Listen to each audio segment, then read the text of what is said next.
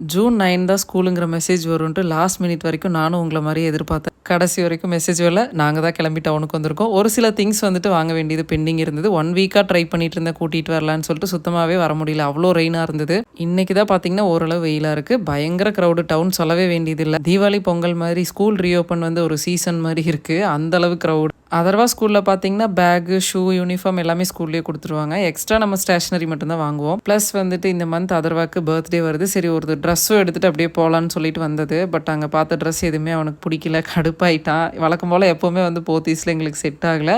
So டென்ஷனாகி இந்த மாதிரி படுத்துட்டான் கடைசியில். இந்த க்ரௌடில் இப்போ போய் பர்த்டே ட்ரெஸ்லாம் எடுக்க வேண்டாம் அப்படின்னு சொல்லிட்டு கிளம்பியாச்சு. நம்ம சும்மா விடுவோமா? நம்ம வாங்குறோமோ இல்லையோ ஒரு 4 மெட்டீரியலை களைச்சி வச்சுட்டு வந்து அதில் ஒரு ஆனந்தம். ஸோ வீட்டுக்கு போகிற வழியில் பார்த்தீங்கன்னா பானிபூரி கேட்டால் ஐ லவ் கோவைக்கு வெளியே இவங்க கடை இருக்குங்க. உண்மையாகவே ஹைஜீனிக்காகவும் மெயின்டைன் பண்ணுறாங்க. போகிற வழியில் திரும்ப பெர்ஷியன் போயிட்டு மொஜிட்டோ கேட்டான். அதை அப்படியே வாங்கி குடிச்சிட்டு அங்கேருந்து கிளம்பியாச்சு. அதர்வாக்கு பயங்கர ஃபீலிங். ஒன்று ஜூன் 9 ஸ்கூல் ஓப்பன் பண்ணியிருக்கணும், இல்லைனா ஒரு லாக்டவுனாவது வந்திருக்கணும்னு சொல்லி ஃபர்ஸ்ட் டே அப்படி தான் இருக்கும். பழகிக்கலாம் விடுங்க. போயிட்டு வந்துட்டு நாளைக்கு வேணுங்கிறதெல்லாம் இப்போவே எடுத்து வச்சாச்சு. கொஞ்சம் ஹரிபரி இல்லாமல் கிளம்பி போகலான்ட்டு. இதோட லாங் வீடியோ இந்த வீக் அப்லோட் பண்ணிடுவேன். உங்களுக்கு டைம் இருக்கிறப்ப பாருங்கள். தேங்க்யூ ஃபார் வாட்சிங். பாய்.